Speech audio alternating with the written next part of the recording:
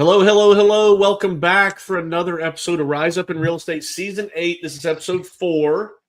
Number 4. Hello, Lawton. Hello, Ashley. Ashley's muted, so she's going to stay. I don't know why she's muted. Maybe she was, hi, come back to us. There you go. Thanks. Ashley, I was going to say a minute ago when we were working through all of our nonsense, thanks for helping in Vegas. I had a blast. That was crazy, huh? Yes, and to me, that was one of my favorite R4s. I don't know what it was about it. Like last year for me fell a little flat, and this year I loved everything about it. Maybe it was because Lawton wasn't there. I'm not going to make any assumptions. Lawton fired me a lot last year. This time I kept my job, so it's true. That's good. And actually, I'll say you look very relaxed. What's different today? Is your hair different? Something's different? No, I'm brought back a little bit of Vegas crud, so I'm on extra cold medications. So maybe I'm just glowing with the said. Nice. So this is going to be an interesting conversation for all of us. Is that what you're saying? Mm-hmm. Does that make you more energetic or less energetic? Yeah, it gives you a little kick for the day. You know, it'll fade around 3 o'clock. Don't ask me to answer anything difficult around 3, but you guys get me at my best right now. That's awesome. Well, I'm glad that you're here. Thank you for, I don't know if those of you that were here last week saw that we did this live stream from Vegas, which was exciting. Felt like a big time radio TV show. I tell Mandy almost all the time that I would, got 2 crushes out there now in the media world. One is my longtime crush that Ashley knows about that does a late night show with Jimmy Fallon. And then the other one is newer, but still, man, I really wish if I could switch jobs with anyone, it would be this guy, Pat McAfee. It's just, so those, I kind of felt like that last week, even though, we didn't have a billion watchers like they do, but it was fun. And Lawton, you kind of held it down back at home. How was that? Was it harder than it looked? No, I didn't really do anything, but we did have a lot of people watching. I just had to, when I got on, I just had to change my name from Young Tyler because I changed it to that so we could see that picture. And I almost joined with his face again, and then I would have had the wrong name. But no, it was good. We had a lot of people watching, it looked like. Yeah, and that's interesting that Tyler Morton was our guest last week. And man, did y'all take anything away from that? Like every time I talk to that guy, I'm like, I'm so far behind. I feel like I told him a couple of days ago how much to get you to move here. Like I would just like for him to be here. Did y'all take anything away from that last week? Yeah, definitely. What I kind of picked up on is that I need to get deeper into AI and get out of just the copy paste mode of its capabilities and really get into having it take care of tasks in the background that can happen while I get to do more face-to-face, handshake to handshake interaction with people. And right now it's just a ton of copy paste, use it for this, and then put it on this platform, use it for this, put it in this email. And Tyler's got it operating at a whole different level. Yes. What about you, Lawton? Young Tyler, what did you take away from that? Yeah, no, it was good. I loved how he said, like, I don't know if this is the exact wording, but imagine if the office or the agent down the street hired 10 MIT graduates. And it's just like it's a crazy thought, but then if you start looking at AI, it's not a crazy thought. Like you just do it. But I definitely have some notes. Same thing, like getting away from just copy and pasting. And I'm like borderline have created a transaction coordinator that does most of that stuff on AI. Obviously I don't want it ever to do, client facing things, but I definitely took a lot out of it. And he's just so like chill about it. But some of the stuff he says is not chill. Yeah, that's those are good words. But you should know, by the way, we're in coastal South Carolina. For those of you there first time, and if you're on the first time or the 50th time, don't forget you can comment and you'll pop up on here, and we'll welcome you to the show. I see a bunch of you on there. We filmed that last Wednesday live, and then my editor took it and turned it into a podcast on Monday. I listened to the podcast, and it's pretty cool how she made it sound. So it sounds like a real professional thing. So you should listen to Tyler if you haven't. You go to StreamYard or Apple Podcasts, Apple Music, wherever you want to go, Google Podcasts, and you can find it. So we filmed this one today, and next Monday it'll be on the podcast. So coastal South Carolina, I think I said this, and my two friends, Ashley and Lawton, Lawton is an active real estate agent, building his business in year 2. And then Ashley has been building agents' businesses for how long now? 5 or 6 years? 6 years. 6 years. And she was a tremendous agent before making this transition. So we are in the middle of a season that I'm excited about. A couple things I have to tell you guys that happened at R4. R4, by the way, is our international convention in Las Vegas. Because we have a few people on here from the Philippines watching, which is really crazy to me. It's 9 o'clock at night there, or 10 o'clock at night there. So that's really fantastic. I love it. So at R4, we were introduced, actually, you'll know this, to the, I think it's called the CMN Champion Child, Children's Miracle Network Champion Child, which I'm used to calling them the Miracle Child. But apparently once you get to a certain level of fundraising, even for them, they become champions. So this young lady that we met, and we met her mom at the on the big stage at R4, and then we met her again in a smaller setting. Man, she could really sing. I didn't know this. But cool thing about Ariel and her mother, I think her mother's name is, I've got it written right here. Let's see, Shakira. They've agreed to be on the podcast. So we're gonna have them on sometime in the near future. Like, we're gonna let her tell her story again, and so all the listeners can hear it. Won't that be cool? That'll be great. She was just so well spoken when you think about a child that's on a stage that size. So she's going to do great on a podcast. She has an incredible story. And her personality is so likable. Like, she's just you literally wouldn't know. Like, it's interesting to me, Ashley, this is the first Children's Miracle Network child, because they pick one child, Lawton, every year to be there kind of on their postcard, and so that we can promote one child rather than this nebulous, hey, we save all children story.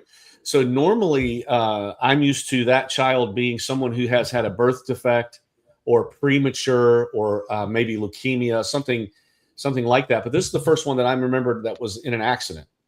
Mm-hmm. Like, it was a tragic car accident, and she was 7 years old when it happened. And now, how old is she, Ashley? Isn't she only 11? Is she 11 or 12? I thought she was older than that.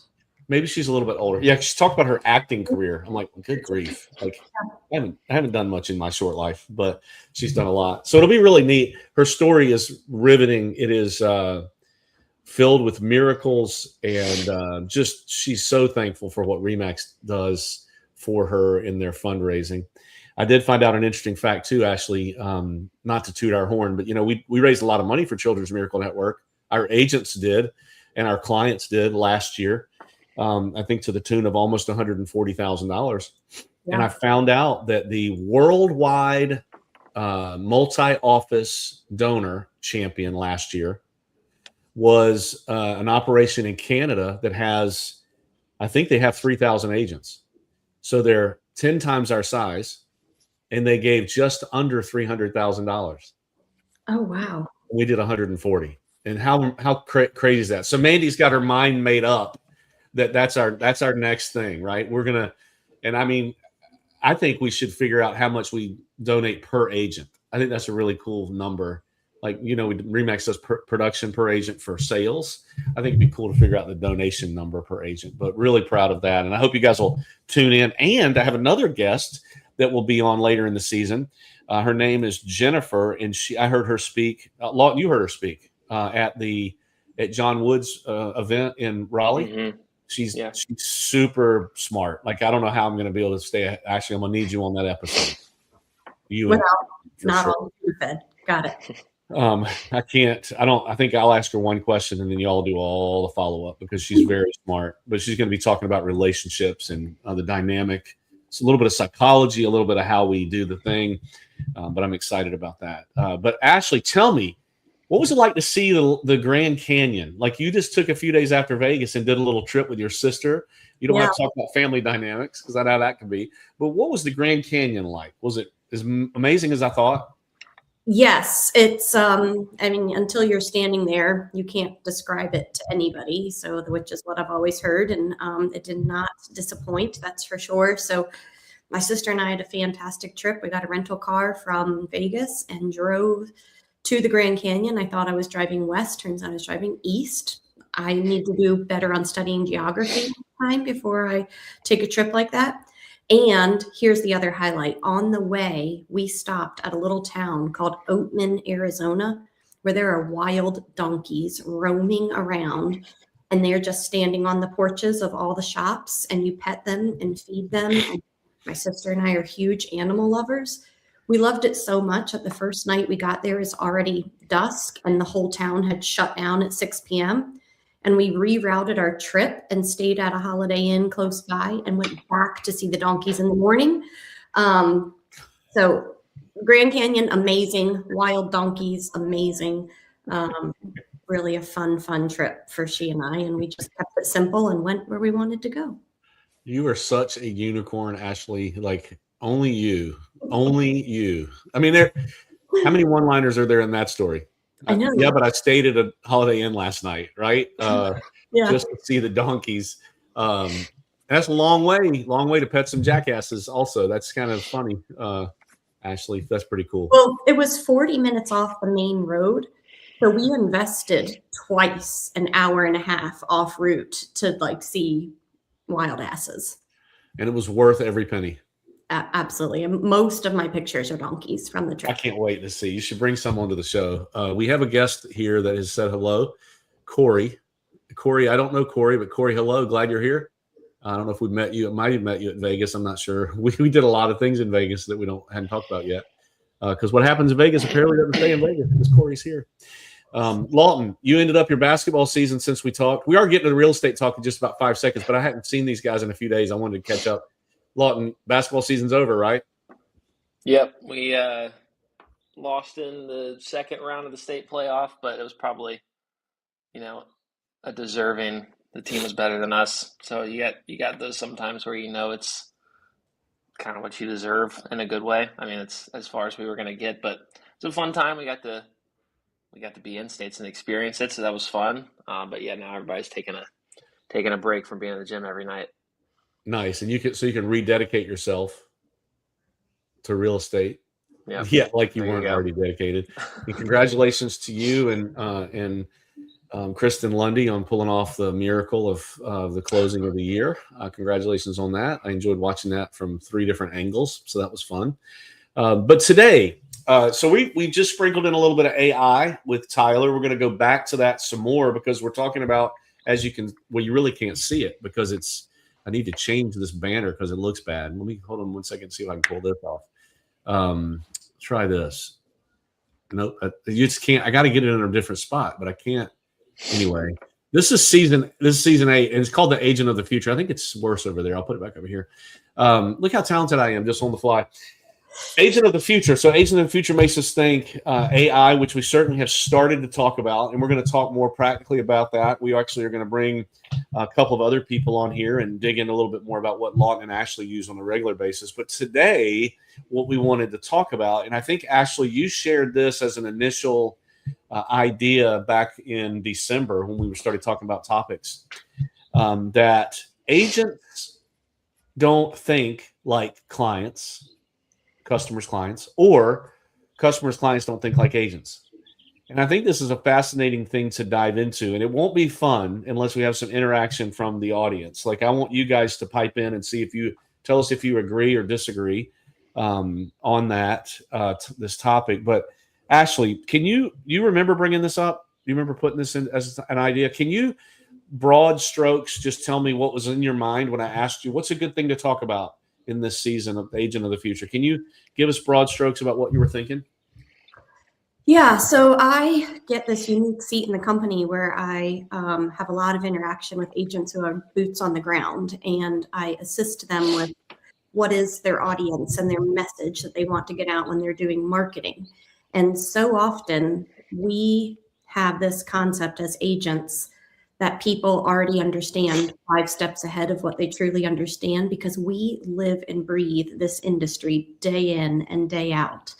And sometimes we need to understand that our audience that we're speaking to They dabble in real estate every 5 to 7 years. We do it every single day. And there's just some simple shifts that I've picked up on through lots of conversations with agents. So, for instance, if you're meeting with a seller about pricing their home, when you go in and you share, we all in real estate say we're going to share the comps with you. Okay. And here's what has sold. Here's the solds page. That's all real estate lingo. So I want to come in and say, I want to just give you an update on what's happening in the market and what has already closed, because that tells us what buyers are saying yes to. And we need to make our decisions on information that we understand about what buyers are saying yes to. So instead of giving them a list of solds, let's write on the top of that piece of paper, this is what buyers are saying yes to. So that's kind of a part of where it came from, just simple little shifts in how you're presenting information to meet the consumer with what they really need to hear, to put their fears at rest and to give them guidance and for them to see you as the expert to help them through that.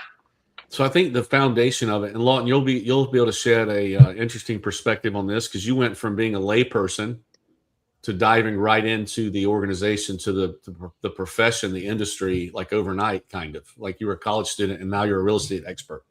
So you'll be able to shed some light on it. But I think it comes foundationally from the idea that we do it every minute of every day, and the client customer does it once. I mean, if you're conservative, once every 5 years. If you're not conservative, once every 7 to 8 years. Statistics would show. So can you either of you guys think of another environment where you're in the room with someone and they're talking a language that you don't understand? I mean, I'm in rooms like that all the time, to be frank. But what about for you guys? Can you think of another situation that you run into? Doctor's office, Okay. investment account planning, like these things that just feel like there's people that are such experts that have devoted years of training and schooling, and I don't understand enough to even get started. Anything else you want to add, Lawton? Any other environment you can think of? No, I was going to say the dentist office, because I feel like people might do that less than 5 to 7 times. I mean, 5 to 7 years. So, but I mean, sometimes when I'm sitting there and the numbers and all the stuff they're calling out about which teeth have problems, I don't know what's going on. But That's a good one. There's nothing. I don't think there's anything. And I think, Ashley, didn't you tell me you like the dentist or no? Oh, No. Okay. I don't think there's anything that strikes fear in the hearts of anyone than the dentist. And my dentist is a remarkable salesperson. Like every time I go in there, I got something major that's right around the corner. And that's not the topic of today's show, but it is just and they market like crazy. Like if I miss my appointment, I got a text, you're 4 months overdue. I'm like, listen, this is not about guilt. Like I don't need to hear that every month. I don't need you to tell me next month I'm 5 months overdue, because it makes me hate you worse. But you're right. Doctors' offices are a good one for when we go in a doctor's office. Imagine if doctors only talked in medical terms, and some do. But when you go to a doctor that can kind of put it on your level, it makes you feel better, doesn't it? yeah. Because even the healthy terms, even if you're really healthy, they can put it in terms that make you feel really sick. Using the words they use. But what is this disconnect cause? Like you have client over here with one idea, and you got agent over here with another idea. What disconnect, and then what emotion do each of these parties feel? What does it make an agent feel when there's that disconnect?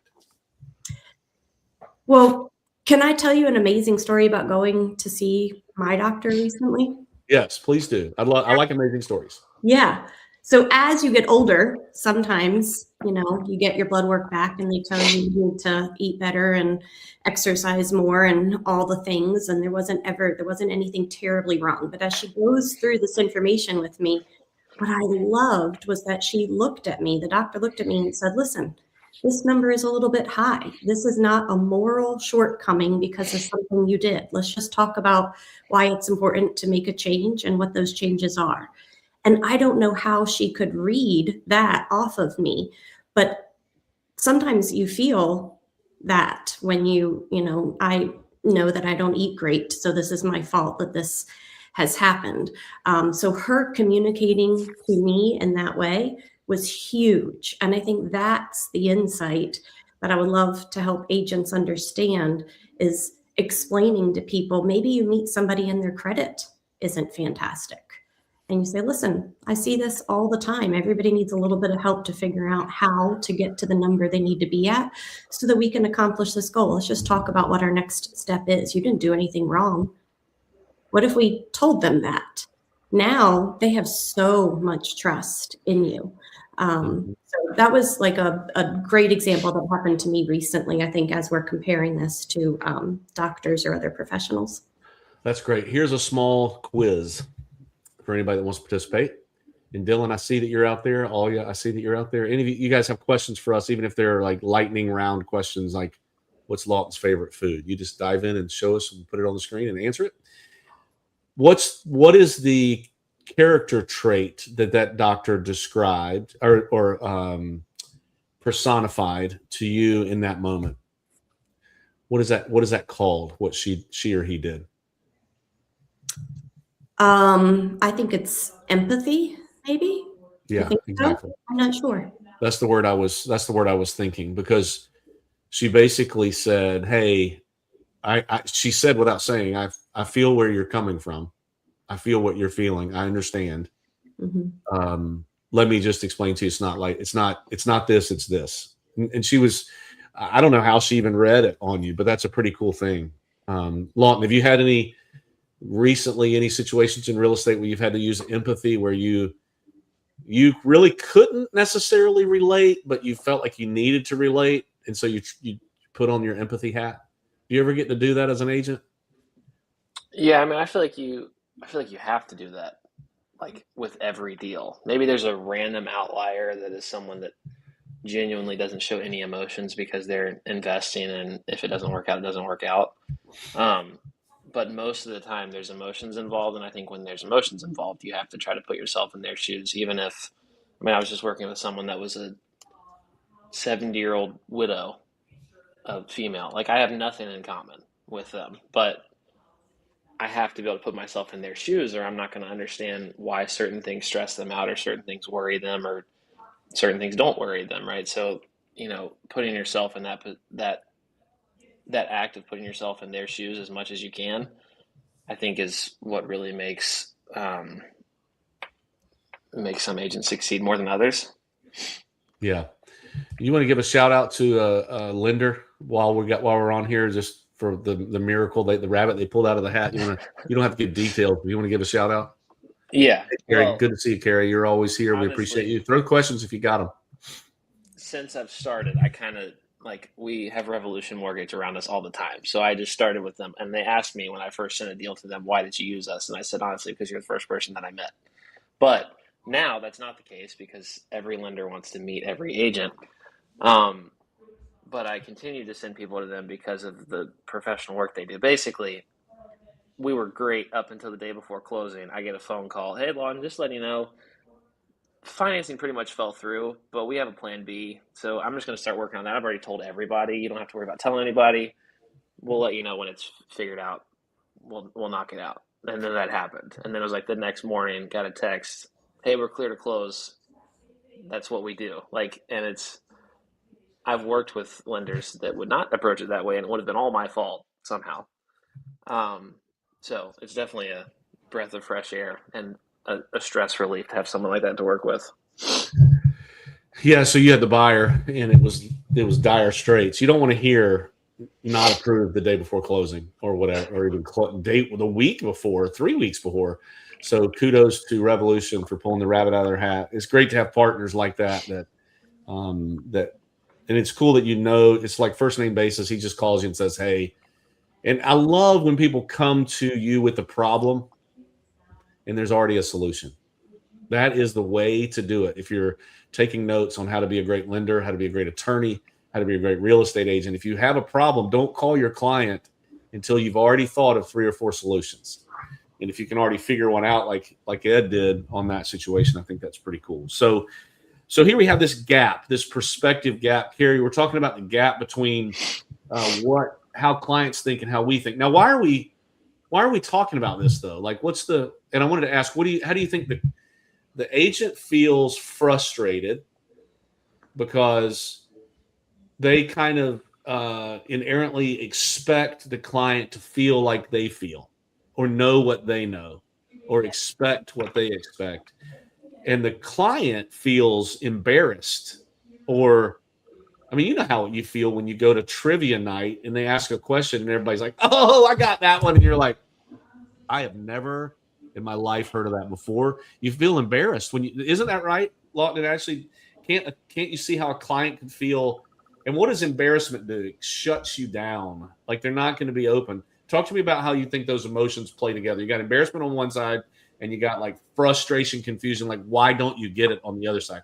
How does that help with negotiations? Paint the picture for me. Pretty good, huh? Yeah, I feel like. Okay. Yeah, I feel honestly, I experience more frustration from both sides more than I do embarrassment. But I think that's probably the front-facing emotion that came from the embarrassment they're feeling, partly. But in the same way, I'm going to, in a moment of frustration, think, "Why don't you understand this?" They're going to be thinking, "Why didn't you explain it to me?" Right? And the whole reason real estate agents get paid is to explain these things to someone who doesn't deal with them every day, right? It's the only reason we go to a lawyer or a doctor, or like it's something we're not a professional in, so we need the help, right? So I see frustration more than anything, and it obviously doesn't help, when you have to go to your client and have a conversation about what came from a home inspection, or hey, what do you want to negotiate for repairs, right? They're automatically going to feel like you're not even on their side, when in reality, like, that's the only side I am on, right? So it definitely doesn't help in negotiations. Yeah. Ashley, were you going to share something? Well, I agree with everything that Lawton was just talking about, and he mentioned the home inspection report. So this, to me, is something great that an agent can do to ease that feeling that a buyer or seller may have. We have an inspection report somewhere in our email that we can take all the personal details off. So we can take the address and the name of the person and the company and the picture of the front of the house so that it's anonymous, and just prepare them with it before they ever get under contract. Hand them an 80-page report and say, when we get this back from your inspection, no matter which side, whether they're the seller that's going to have to read all that stuff about their house that they love and have so much pride in, or whether they're the buyer who's going to have to look at a report and go, "Oh my gosh, is this about to crumble to the ground? It's 80 pages long." Give it to them ahead of time before there's any like emotional tie. Now, when you talk about, we're going to have an inspection, we're going to get an inspection report, immediately we visualize an inspection report as an agent. A consumer has no idea what an inspection report looks like unless they remember theirs from 5, 7, 10, 12 years ago. So give it to them early and just say, here's an example one. It's this many pages. The first 2 pages were the summary. I've circled all the things on my last transaction that were requested to get fixed, and I put a check mark next to the ones that were fixed. So they see, we're going to get this long list. We're going to choose what's important. And from there, we're going to end up with even a little bit less than that the other side is going to agree to. And that's a win. And we all can just move forward with this purchase or with this sale. So I think that is a great tool for agents to put in their back pocket and start using. Yeah, it makes it, it's still going to suck when they get theirs. Let's be honest. They're still going to get defensive and be mad and, the buyer's going to want everything fixed. Seller's going to be like, my house is perfect. But if you've given them you can then say, hey, we talked about this. Let's remember, right? Because you're damage mitigating. Like it's almost like like in medicine, you can prevent, like what you had a conversation with your doctor about. Now you're talking about correction rather than prevention. This is prevention, what we're talking about here. Well, being able to, and we're going to talk about a few things that real life examples like that people get frustrated about. And then we're going to give some solutions, like some best practices at the end about what you can do in your business to help with this whole thing. But I love that example of thinking of where are the hurdles going to be and how can I help them get over them before. Do you do anything like that? Not to put you on the spot, but do you explain to them what this is going to be like when they have an inspection? Yeah, a lot of the times, I mean, I obviously already know whether or not they've bought a house recently and what they're expecting and gonna understand when they get it. So if it's someone that's bought a house really recently, or I know they have, even if it's in another state, I know they know what an inspection report is, right? So we maybe don't have to start from ground zero, but I will, after we look through the house and they're thinking about making an offer, I obviously, one of the biggest things I explain is due diligence and termination fee and inspections and stuff like that. And I always preface, hey, I just want to let you know, even though this is a 1-year-old house, you're going to get an inspection report back that's at least 50 pages, and everything's going to be wrong with this house, just so you know, going into it. And then I know this is a guy who's a handyman. He's not worried about a nail pop or something like that. But I also know, and I'm going to tell them, listen, I just had an inspection report last week that 4 pages of it were from cracks in the driveway. We're not going to get that approved to get fixed, right? There's certain things that we're just not going to. So I don't go as far, or I haven't yet, as putting something actually in an email and sending it for them to look through. But I do preface, like, again, if it's a buyer, this whole house is going to be falling to shambles when you get this inspection report, but you see that it's not, right? But it's definitely way better to do that than the first couple deals that I maybe didn't do that as good as I could have. And then they get sent the report and you're looking over at the same time, and then you have to explain and calm them down from wanting to just throw everything away. Yes. And I love the idea that you're asking and finding out. I love this question. When's the last time you purchased a home? When's the last time you went through this process? Because if it was a year ago, it's way different than even 3 years ago or 5 years ago. Or this is my retirement home. I haven't bought one since I paid my other house off. Right. Then you're talking about a whole nother thing. And keep in mind, since we're talking about inspections, inspectors have a job. I don't think they feel like they've done their job if they come back with a blank report, in my opinion. Like, I just think they're gonna fine tooth comb it, and that's what you want as a buyer. It's not what you want as a seller. It is, like, Ashley did a pre-inspection on her home before she sold it, and I think that's brilliant for the seller to do it. And you have to have an inspector that you trust, of course, and a person that's not going to blow up a deal. But if you get a good one and you get a good seller inspection, it can cover a lot of ground, can it, Ashley? And I don't know if it makes a buyer feel like they don't need to get one at all, but I think it does help. Did it help for you? It helped tremendously. So what was the most helpful is that when I got that report, I hired a plumber and electrician all wrapped into one that was licensed, bonded, insured, because I needed that for the work to get done, and said, off of this list, I want these 15 things taken care of. When can you come to my house and do them? And then when the buyer came into the picture and submitted an offer, I gave them the entire report, but I also gave them the list and said, here's what's already been repaired. Turns out they didn't ask me for anything else. So I got to decide what I wanted to tackle as far as the fixes, and they felt like the other things that were left over, they would handle, one bit at a time. Yeah, I just did a video this morning, Lawton, on behaviors and motivators, like motivation of people and how they behave. And when negotiating or when talking about these things, is it different? And this is a generality, of course. Don't hold me over the flames, listeners. Rise Up Nation when I say this. If you have an engineer in your car or in the living room, nobody puts them in their car anymore. Or you have an artist, is it different? Like, yeah, I definitely think it's definitely different because it's a difference of tolerance of what they can or want to fix on their own. And at least in those two examples, one person's going to be way more concerned about maybe cosmetic things that an engineer is not going to care at all about. So, I mean, those are very broad generalizations, but there's definitely a difference. And you should know that about your client, hopefully before, at least to some extent, before you get all this back, and knowing Like I just had a deal where I knew there's a couple leaks in the attic, but it wasn't like the whole roof was falling apart. It was like a screw that needed to be sealed. Well, this guy knew he was a roofer, so he obviously wanted it to be addressed, and it's still some negotiating power when you get to that point. But it wasn't something that he was going to run away from. There's other people that I've worked with that if they saw that would have been like, no way, let's find another house. So you do have to know that going into it. Yeah, termites. Have you ever heard that word before, Lawton? Termites. I'm telling you, I think probably 40% of the deals that I've closed have termites or had in the past 30 days, it feels like. But yeah, I'm going to give a relationship tip. Nobody asked for it, but I'm going to give you one because it parlays with what we're talking about here.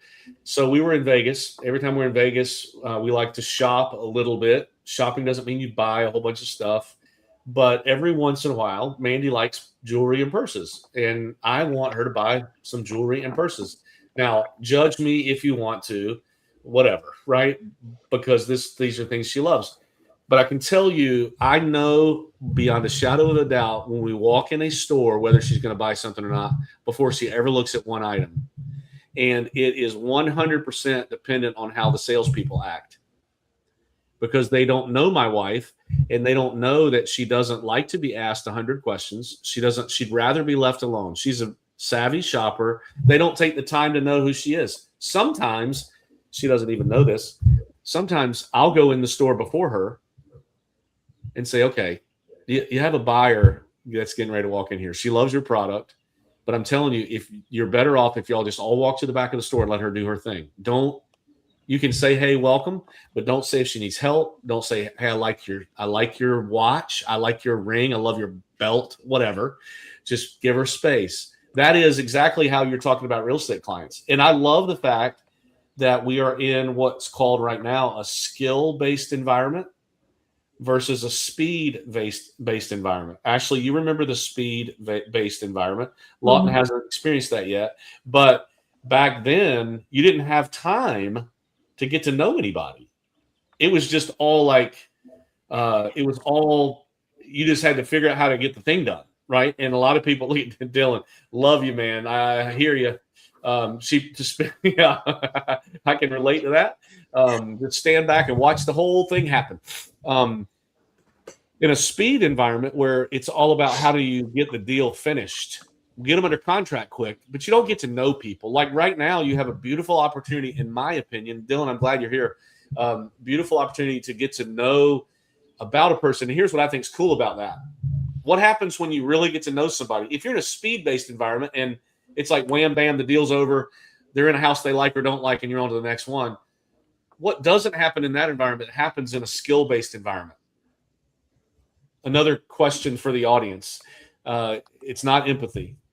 But you answered the first one. The relationship, referral business, future business, all those things happen when you take the time to get to know these people. And it's empathy. It's asking good questions. It's caring. Like Lawton, why would Lawton care? I know him. He doesn't care about a 70-year-old widow because he thinks he's going to get something out of it. He cares about a 70-year-old widow because of what she is going to get out of it, right? And that relationship that you have the time to build. Like I say this quite often and people laugh. If you don't like people, this is not the right environment because you have to get to know some people. Let me share anything you guys want to say before I read a couple sentences I want to get your opinion on. No, go ahead. Any questions from the audience? You guys are so quiet today, but that's okay because we talk a lot. You guys are hungover from Vegas, I guess. Agents think in speed, efficiency, risk management, contracts, equity. Those are words that agents are thinking about. Consumers are thinking about, in most cases, safety, affordability, fear of mistakes, and emotion. What do y'all think about the differences in those two words or those two groups of words? It's quite different. They're different terms for some of the same, I don't know what the right word is. they're just feeling differently about the same items that on the same checklist. They're feeling differently about the same checklist. Maybe that's the words that I'm trying to get to here. Is kind of how I look at that. And, I love to be able to look at data and understand what's happening. So we recently did a value proposition class here at the office. I've done it twice, but I think that I want to go ahead and do it a couple more times. And I took the NAR buyer and seller home profile report, right? National Association of Realtors sends that out. By the way, stay away from acronyms when you're talking with clients. I just did it. I said NAR. If we have people on here who aren't in the industry, they don't know what NAR is, National Association of Realtors. They put together data about what buyers and sellers profiles are currently. And so I put that into ChatGPT and I said, I want to make sure that I'm using the right words, that I'm putting value into my marketing, into my conversations. Tell me what the fears are, or behaviorally, what are buyers and sellers like according to this data? And so it gave that list of fears, which was exactly what you just read off right there, Tad, and helped me work through what's the opposite of that so that I can come into this conversation with calmness and help them just understand the next step. So agent of the future, take those reports, right? Put them in and extract the real life scenarios. And then how can we help the best way possible? Yeah, people that were in that class were lucky. And if anybody listening wants to be connected to that, reach out to Ashley and she can help you with that. You're so smart, Ashley, because no wonder you're good at what you do. And I mean that sincerely, because what I was looking for was the same circumstance causes almost polar emotions in the two groups of people. Like a home inspection for us is routine. A home inspection for a buyer is panic, or for a seller is offensive. And we have to, you're oozing empathy. Like everything you said was spot on. You have to be able to understand that the circumstance is going to cause sometimes polarizing responses. And the hard part is, if you're like Lawton, sometimes people just go, they don't talk a lot like me. Like if I get upset, I'm going to tell you. Lawton might not tell you. Your client might not speak up and say, I'm really panicked about this, or I'm really worried. You might be assuming that their silence is comfort and acceptance when it actually might be panic and I'm out of here. Am I right? Because look at Lawton's like, yes. I'm not going to say anything. I'm going to make your point right now. I love that. Any questions from the audience? What color socks does anybody have on? Ashley, were you going to say something? Well, obviously I did. I talked on this for a whole hour for one of the classes that we did. But, we heard more about it at R4 also. We had a speaker that went through what's the biggest reason why people buy a house. So when we're talking about agents, even looking at who they're speaking to as far as their audience goes for marketing. So we're not like in the deal. We're not in the contract. We're just, how are we going to reach the right people to let them know that we are the best humans possible to help them with this huge financial investment during their life? How many times do you see marketing online that just talks about buying power, where the interest rates are going? It's increasing your buying power. Well, number one, I don't think buying power is always a term that resonates with the person who has 3 kids and they're trying to figure out where they're going to move. Like they're not thinking buying power. They're thinking about what satisfies what my family needs. So shifting the words that we use. But when you find out that one of the number one reasons that people want to get into home ownership, it's not about buying power, and it actually wasn't about wealth building, which is what we talk to all the time. We always say, start building equity, get in now, your appreciation is going to be this. Instead, the people that were buying houses for the first time, they wanted something that was their own, that they could make changes to because they've only rented before. So where are the agent conversations that lead with, I understand how you feel. Look at the 3 ways this living room could look. and use AI to mock up a living room 3 different ways, do you want to be able to put your own stamp on something that's yours? Like, that is who we need to talk to. That's what the messaging that we need to get across. But we only can know that if we get in and look at the reports for what is important to our consumers. How can we help them the best? We need to understand what it is that they're saying on all these great reports that NAR does for us.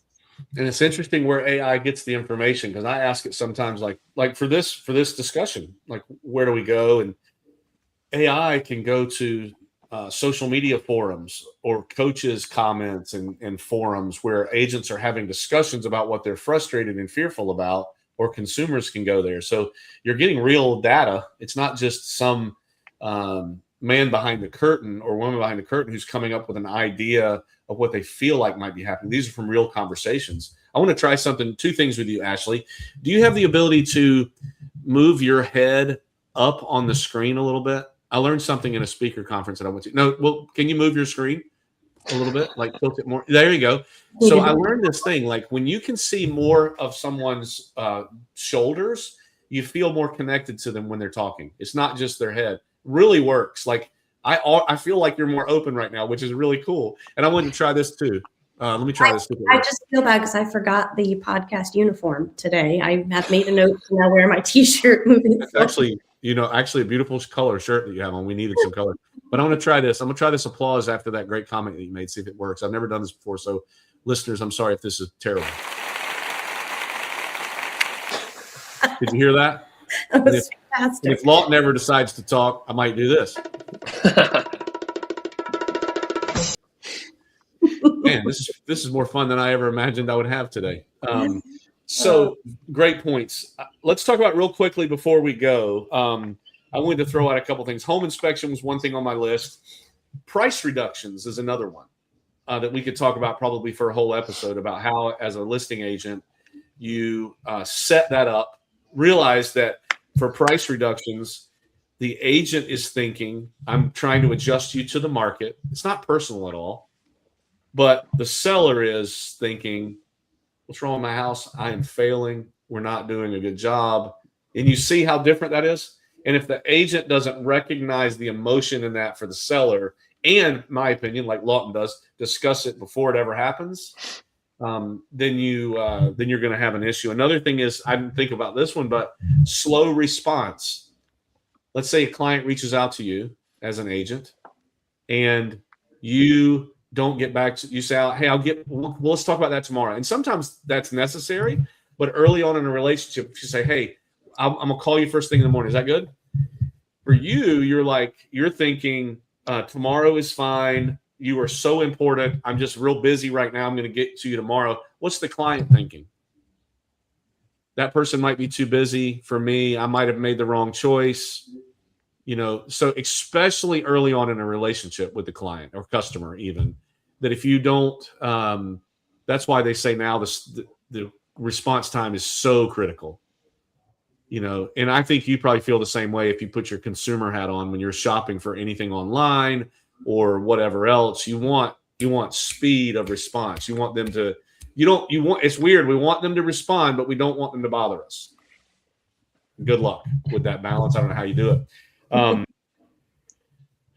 Let's talk about what we can do since we're wrapping up here. What can we do with this? Like, practically speaking, how can you help with this disconnect? I think we all agree that there's probably different mindsets of agents. I wanted to throw out a couple things, and you guys throw out some too. What do you think of these? Lawton, one of the things was explain everything 2 times. Do you feel like you're repeating yourself a lot when you're with customers and clients? Yeah, but I think I should. I mean, I think at a minimum 2 times, and in my head that would be once before anything's ever happened, and then twice when it happens. You say, hey, we talked about this before already. Here it is, right? Whether that's a price reduction or a home inspection, or hey, I might not respond to you as quick on Sundays if that's something that you set for yourself, like whatever that might be, or after 6 o'clock with your family, like whatever it is.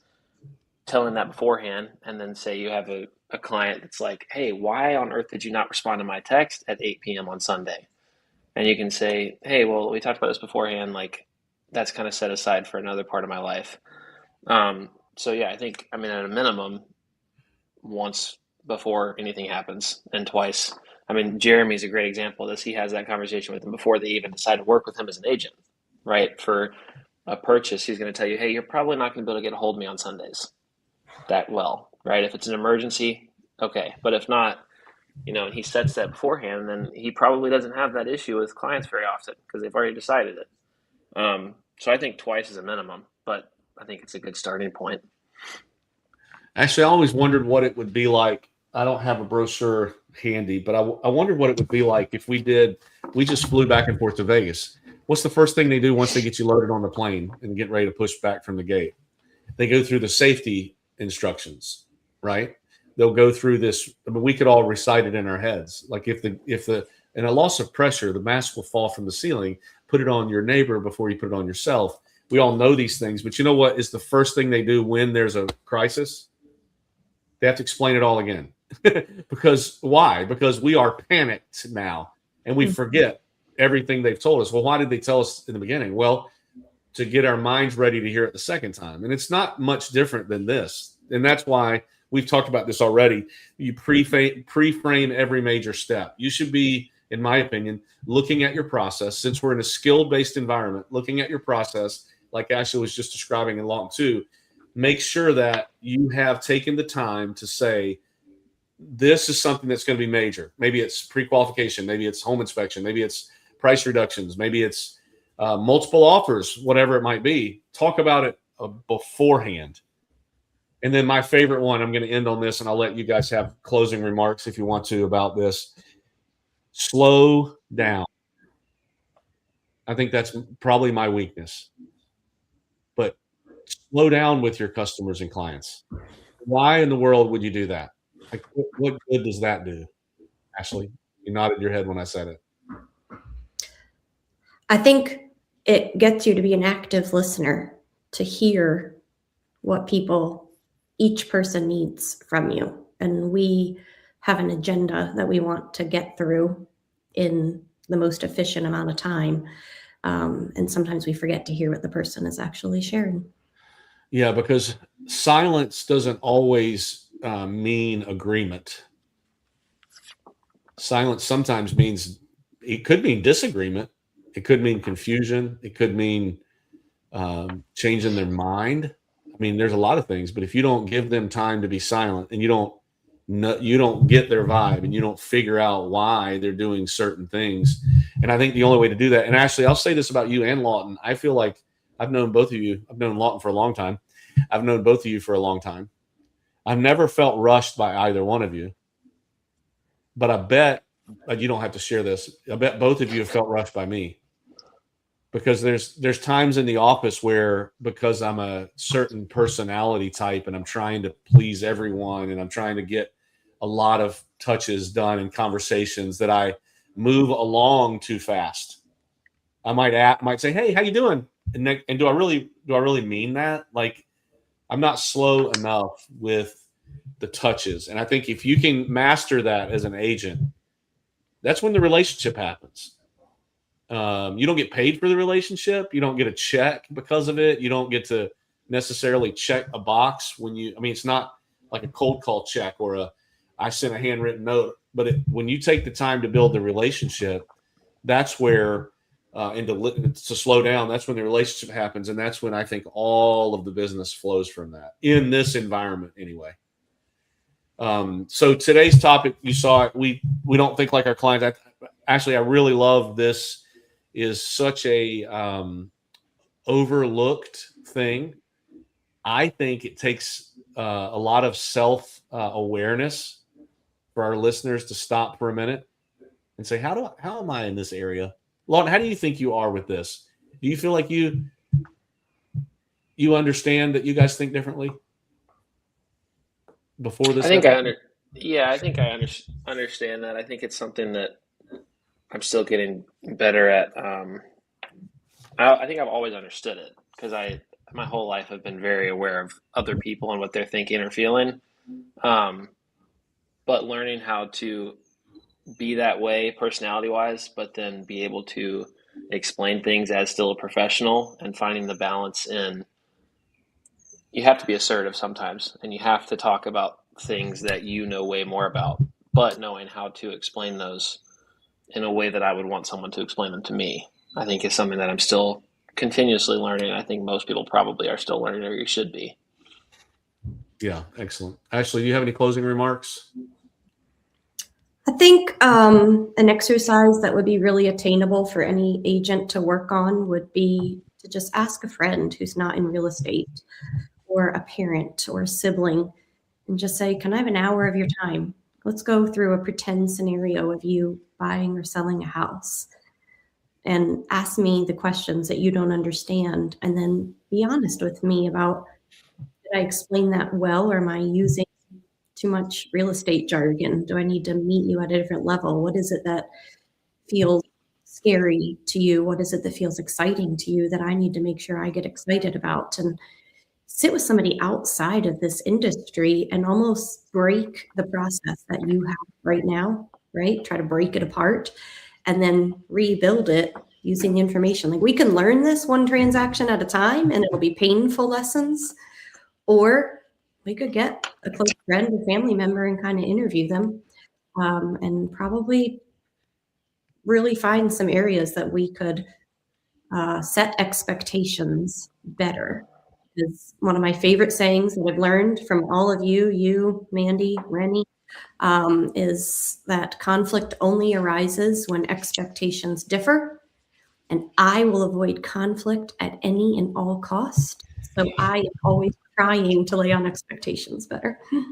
Yeah, I love that. I love that. Great conversation today.